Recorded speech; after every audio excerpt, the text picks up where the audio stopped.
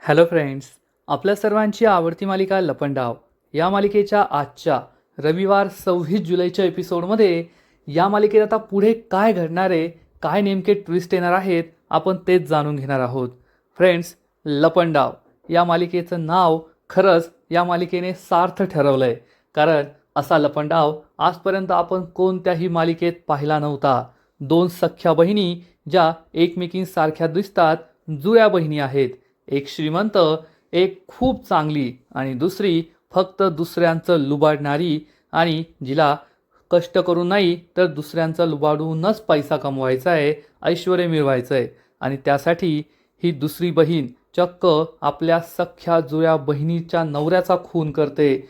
त्या बहिणीला काल कोठडीमध्ये 12 वर्ष कोंडून ठेवते आणि मी तिच्यासारखी दिसते या गोष्टीचा फायदा घेऊन तिची सगळी संपत्ती, तिचं ऐश्वर्य, तिचं घरदार, तिचं कुटुंब, तिची मुलगी हे सगळं तिच्याकडून हिरावून घेते. मनस्विनी आणि तेजस्विनीची ही गोष्ट प्रेक्षकांच्या मनावर अधिराज्य गाजवतीये एवढं मात्र नक्की.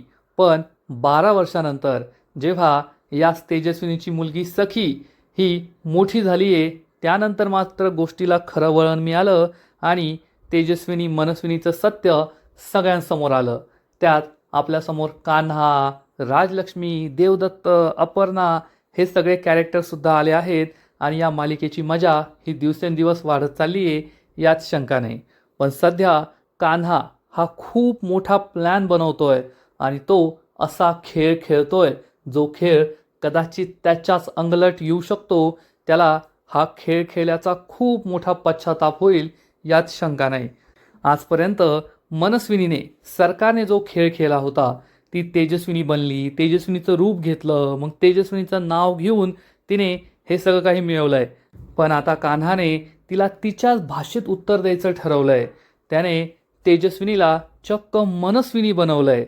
म्हणजे आता या मालिकेत आपल्याला दोन दोन मनस्विनी, दोन दोन सरकार पाहायला मिळणार आहे. पहिली तर ओरिजिनल सरकार म्हणजे मनस्विनी आणि दुसरी म्हणजे तेजस्विनी, जी आता मनस्विनीसारखी सरकारसारखी बोलतीये, वागतीये, खातीये, उठतीये, बसतीये. आणि जेव्हा या दोघी एकमेकींसमोर असतील तेव्हा खरी मनस्विनी कोण आणि तेजस्विनी कोण हे शोधणं, हे सिद्ध करणं जवळपास अशक्य असेल यात शंका नाही. कान्हाला असं वाटतंय की त्याने खूप भारी प्लॅन बनवला आहे. पण ज्या दिवशी या दोघी एकमेकींसमोर असतील त्या दिवशी कान्हा काय करणार? कारण तेव्हा खरी तेजस्विनी म्हणेल की कान्हा, मी तेजस्विनी आहे आणि आपण दोघांनी हा प्लॅन बनवला होता. आणि सरकारसुद्धा म्हणेल, नाही कान्हा, मीच खरी तेजस्विनी आहे. तेव्हा कान्हासमोर सगळ्यात मोठा प्रश्न असेल की खरी तेजस्विनी कशी शोधून काढायची. आणि त्यासाठी एकच पर्याय आहे, तो म्हणजे या दोघींचे ब्लड रिपोर्ट. पण सरकार स्वतःचं सगळं रक्तसुद्धा बदलू शकते यात शंका नाही. आणि असंही होऊ शकतं की सरकार ही काही साधीसुधी नाही आहे. तेजस्विनी ही किती हुशार बनण्याचं नाटक करत असली तरीसुद्धा ती फक्त आव आणतीये. आणि मनस्विनी ही खरंच हुशार आहे. ती जो वाईट विचार करू शकते, जी कटकारस्थानं करू शकते, ज्या खालच्या पातळीपर्यंत जाऊ शकते, तेजस्विनी तसं कधीही करू शकत नाही. त्यामुळे तेजस्विनीला मनस्विनीकडून, सरकारकडून खूप मोठा धोका आहे यात शंका नाही. आणि तेजस्विनीला खूप वाचवून ठेवावं लागणार आहे, नाहीतर कान्हा हा स्वतःच्याच पायावर मोठा धोंडा पाडून घेतोय यात शंका नाही. त्याला हे सगळं खूप जड जाऊ शकतं.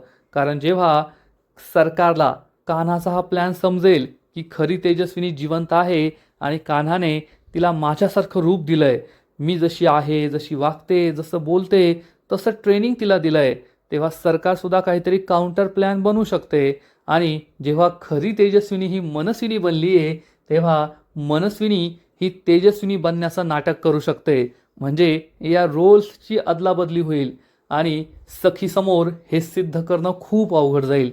कारण तसंही सखीचा कान्हावर अजिबात विश्वास राहिलेला नाहीये. कान्हा खोटारडा आहे, माझ्याशी लपंडाव खेळतो, माझ्यापासून काहीतरी लपवतोय असं सखीला वाटतंच. आणि जेव्हा सरकार ही तेजस्विनीचं रूप घेईल आणि सखीला पुन्हा एकदा भुलवण्याचा प्रयत्न करेल तेव्हा सखीसुद्धा कान्हा आणि खऱ्या तेजस्विनीच्या विरोधात उभी राहू शकते. आणि मग कान्हा आणि तेजस्विनीला हे सगळं कंट्रोल करणं खूप अवघड जाणार आहे. कान्हाने हा सगळा प्लॅन करण्याची काहीच गरज नव्हती. जेव्हा त्याला खरी तेजस्विनी जिवंत आहे ही गोष्ट कळली तेव्हा त्याने सखीला हे सगळं सांगायला हवं होतं. मग त्यांच्याकडे मनस्विनीविरुद्ध पुरावेसुद्धा होते. ती ब्लड रिपोर्ट होती, त्याचबरोबर ती पोटावरची खून असल्याची प्रेग्नन्सी रिपोर्ट होती. पोलिसांना बोलवून, मीडियाला बोलवून हे सगळं सॉर्ट करता आलं असतं. मनस्विनीला कायमचं जेलमध्ये पाठवून सगळं काही निवांत झालं असतं. पण कान्हाने सरळ हाताने खाण्यापेक्षा असं कानामागून उलट्या हाताने खाण्याचा प्रयत्न केला आहे आणि त्याला हे खूपच अवघड जाणारे, जड जाणारे यात शंका नाही. आणि दुसरीकडे सखीला खूप मोठं सत्य कळणार आहे. सखीच्या आयुष्यात एक खूप मोठं वादळ येणार आहे. शनिवारच्या एपिसोडमध्ये आपण पाहिलं होतं की सखीला कान्हाच्या केबिनमध्ये ते 2 फोटोग्राफ सापडले आहेत.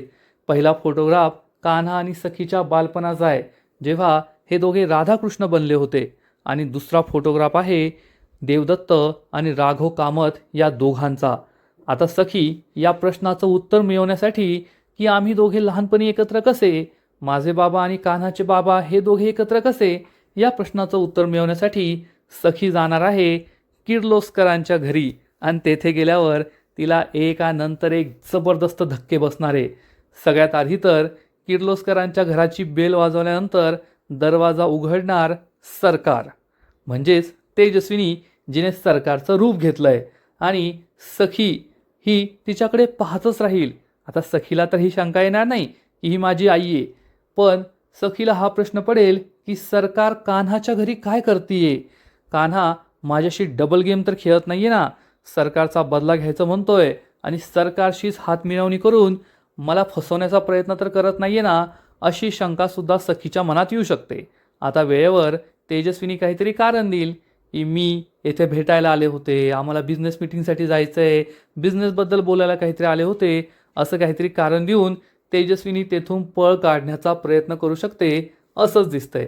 पण मग जेव्हा सखी ही कान्हाच्या आईवडिलांसमोर असेल, कान्हाच्या आजीसमोर असेल, तेव्हा ती कान्हाबद्दल खूप वाईट साईड बोलणार. ती या सगळ्यांना प्रश्न विचारेल की कान्हा आणि मी लहानपणी एकमेकांना कसं ओळखत होतो, आमच्या दोघांचा राधाकृष्णाचा फोटो कस काय कान्हाकडे आहे आणि माझे बाबा आणि कान्हाचे बाबा हे दोघे एकत्र कसे आहेत. आता मा आणि अपर्णा या प्रश्नाचं उत्तर देणार नाही, कारण कान्हाने त्यांना सांगितलं असेल की सखीला काही कळू द्यायचं नाहीये. मग या प्रश्नाचं उत्तर कसं द्यायचं हा प्रश्न त्यांना पडेल. आणि मग सखी देवदत्तबद्दल, कान्हाच्या वडिलांबद्दल काही बाही बोलायला सुरुवात करेल आणि म्हणेल की तुम्ही माझ्या प्रश्नांची उत्तरं नाही देत आहात, याचा अर्थ कान्हाने मला फसवलंय. कान्हाने फक्त माझ्या पैशांसाठी माझ्याशी लग्न केलं होतं, तो माझ्या घरी आला होता, हे आता सिद्ध झालंय. कान्हाची आई तर चांगली आहे, त्यांनी कान्हाला चांगले संस्कार दिले असतील, पण ही सगळी कान्हाच्या वडिलांची चूक आहे. त्यांनी आपल्या मुलाला चांगले संस्कार दिले नाहीत. त्यांच्या वाईट संस्कारांमुळेच कान्हा बिघडलाय आणि त्याने संपत्तीच्या लालसेपोटी माझ्याशी लग्न केलं होतं. आणि हे सगळं ऐकून माच्या तळपायाची आग मस्तकात जाणार. मा खूप चिडेल, कारण माला देवदत्तबद्दल किती प्रेम आहे हे आपल्या सगळ्यांना माहिती आहे. आणि आपल्या समोरच ही मुलगी माझ्या मुलाला देवदत्तला नावं ठेवतीये. देवदत्त वाईट होता म्हणून त्याने कान्हाला संस्कार वाईट दिले, म्हणून कान्हा असं चुकीचं वागतोय, अशी ही मुलगी बोलतीये. हे सगळं माला काही सहन होणार नाही आणि मा सखीवर जोरात ओरडणार. बस झालं, माझ्या देवदत्त विरुद्ध आता मी एक शब्दही ऐकून घेणार नाही. तुला जाणून घ्यायचं आहे ना की तुझा आणि कान्हाचा लहानपणीचा हा फोटो एकत्र कसा, देवदत्त आणि राघव कामत यांची ओळख कशी, असं म्हणून मग मा सखीला सगळं सत्य सांगणार. मा सखीला सांगणार की देवदत्त आणि राघव कामत हे एकमेकांचे खूप जवळचे मित्र होते, त्यामुळेच किर्लोस्कर कुटुंब आणि कामत कुटुंब हे फॅमिली फ्रेंड होतं. जसे राघव आणि देवदत्त एकमेकांचे मित्र होते, तसंच अपर्णा आणि तेजस्विनीसुद्धा एकमेकींच्या मैत्रिणी होत्या आणि सखी आणि कान्हासुद्धा लहानपणी एकमेकांचे बालमित्र होते. दोघे एकत्र खेळायचे, एकत्र जन्माष्टमी साजरी करायचे, राधाकृष्ण बनायचे, डान्स परफॉर्मन्स करायचे आणि या 2 कुटुंबाचं एकमेकांच्या घरी येणं जाणं भेटणं हे सगळं खूप कॉमन होतं. हे सगळं ऐकून सखीला धक्का बसणार आणि मग मा तिला सगळ्यात मोठा धक्का देणार की जेव्हा तुझ्या मावशीने, मनस्विनीने आपलं सगळं काही लुबाडून घेण्याचा विचार केला, सगळ्यात आधी तर तिने तेजस्विनीचं रूप घेतलं. तुझ्या खऱ्या आईला तेजस्विनीला त्या काल कोठडीमध्ये बंद केलं आणि तिच्यासारखं रूप घेतलं. पण राघव कामतला हे सत्य कळल्यानंतर राघव कामतला तिने चक्क दरीत ढकलून दिलं आणि राघव कामतचा खून केला. आता सखीला हे माहिती नाही आहे, हे थोडं विचित्र वाटतंय. कारण अनेक वेळेस तेजस्विनीने सुद्धा त्या पार्टीमध्ये, मनस्विनीच्या बर्थडे पार्टीत, जेव्हा खरी तेजस्विनी घरी आली होती तेव्हा सुद्धा तिने सांगितलं होतं की मनस्विनीनेच राघव कामतचा खून केला आहे. पण कदाचित सखीला ते समजलं नव्हतं. पण आता तिला स्पष्ट शब्दात सांगणार की मनस्विनीने, सरकारनेच तुझ्या बापाचा राघव कामतचा खून केलाय, त्याला दरीत ढकलून दिलं होतं. त्यामुळे सखीला जबर धक्का बसेल. मग सांगणार की जेव्हा राघव कामतचा मृत्यू झाला तेव्हा तुझ्या आईने, तेजस्विनीने देवदत्तला याबद्दल सांगितलं की माझी बहीण मनस्विनी माझ्या घरात येऊन राहतीये, तिने माझं रूप घेतलंय आणि तिने राघव कामतचा खून केलाय. आणि ही गोष्ट जेव्हा मनस्विनीला समजली तेव्हा मनस्विनी खूप घाबरली की आता देवदत्त पोलिसांना सांगेल आणि माझा सगळा प्लॅन फ्लॉप होईल. मग मनस्विनी या घरी आली तेजस्विनीचं रूप घेऊन आणि तिने कान्हा आणि अपर्णाच्या डोळ्यासमोर चक्क देवदत्तच्या पोटात चाकू खुपसला आणि त्याचा सुद्धा जीव घेतला. सखीचा यावर विश्वासच बसणार नाही की सरकारने फक्त राघव कामतचा नाही तर देवदत्तचा, कान्हाच्या वडिलांचा सुद्धा खून केलाय. सांगणार एवढ्याशा कान्हाने आपल्या नजरेसमोर आपल्या बापाचा जीव जाताना पाहिलं आणि मग मी लहानपणापासून त्याच्या मनात ही सुडाची अग्नी तेवत ठेवली की तुला सरकारचा बदला घ्यायचा आहे, तुला तेजस्विनी कामतला बर्बाद करायचं आहे. तेव्हा आम्हाला माहीत नव्हतं की ही मनस्विनी, सरकार, तेजस्विनी अशा दोन व्यक्ती आहेत. आम्हाला ते नंतर कळलं. आणि त्यासाठीच कान्हा हा तुमच्या घरी ड्रायव्हर म्हणून आला होता. त्या सखी सदन चाळीत एक गरीब मुलगा म्हणून राहत होता आणि त्याला फक्त सरकारला बर्बाद करायचं होतं.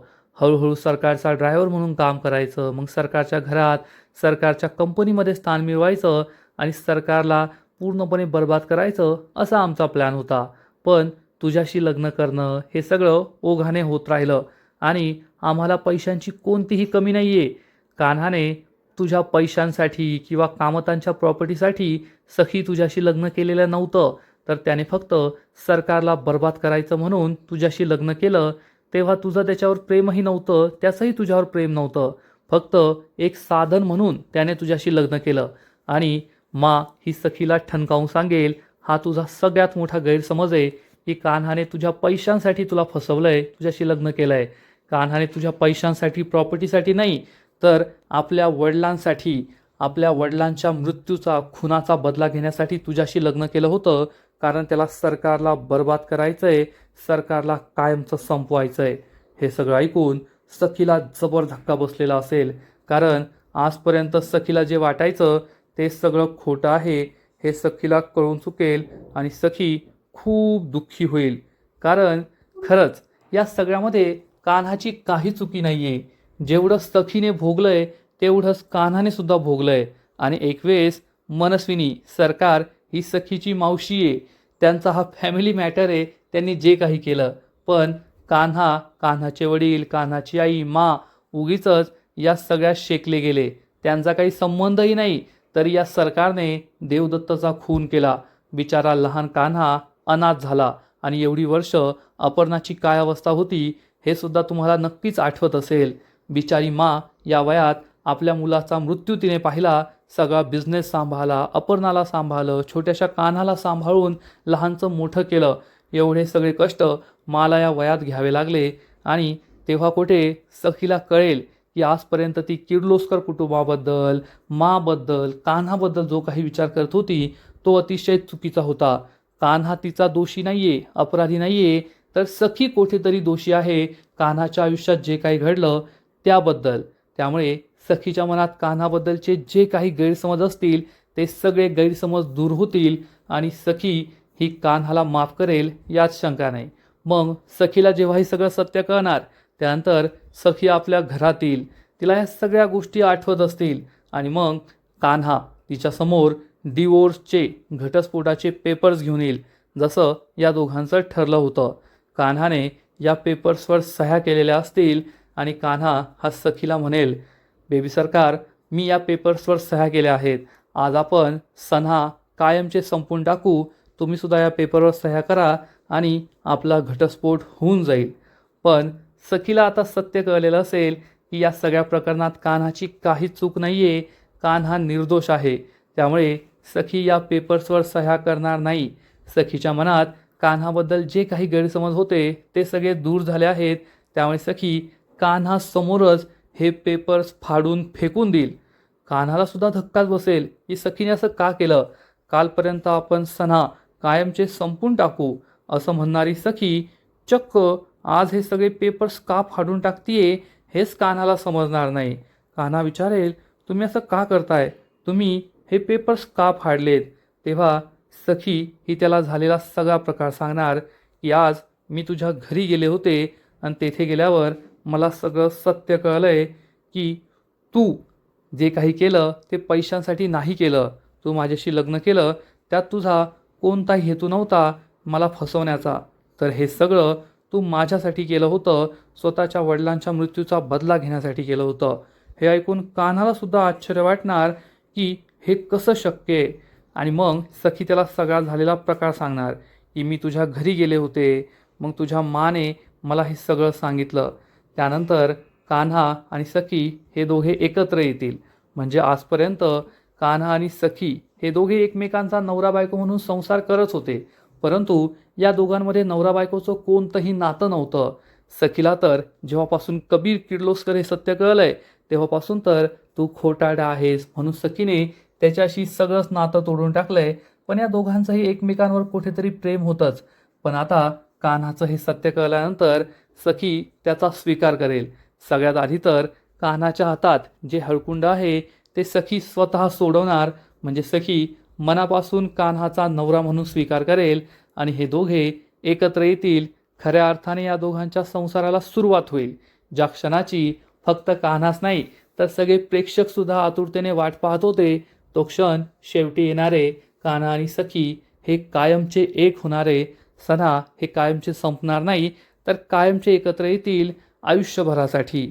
आणि जर सखी आणि कान्हा एकत्र आले, सखीने कान्हाला आपला नवरा खरंच मान्य केलं, कान्हाला स्वीकारलं, त्यानंतर सरकारचं काही खरं नाही. एवढं मात्र खरं, कान्हा आणि सखी हे दोघे मिळून सरकारची वाट लावतील.